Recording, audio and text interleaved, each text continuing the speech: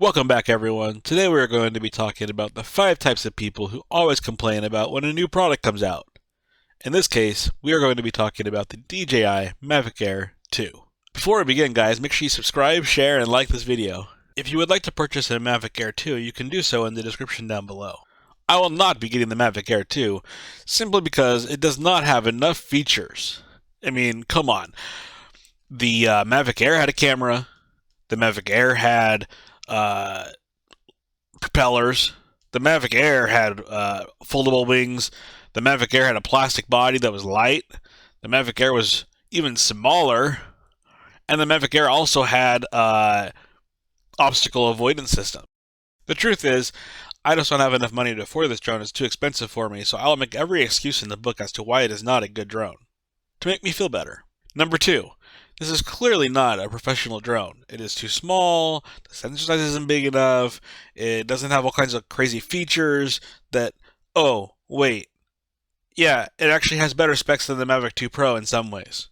Yeah, the sensor's not as big, but no other DJI drone can do 240 frames a second, and it has the best obstacle avoidance of any DJI drone, supposedly. And that 48 megapixels on the quad Bayer system, that's pretty cool. But you know, I own the Mavic 2 Pro or the Phantom 4 Pro, and so I have buyer's remorse and have to make every excuse about how this drone sucks to make myself feel better.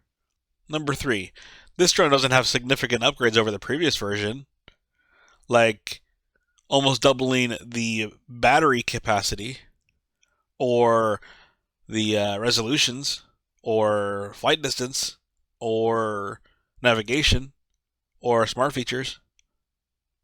Oh, wait, I just bought the previous version like 2 weeks ago and I'm super grumpy that I didn't wait 2 more weeks.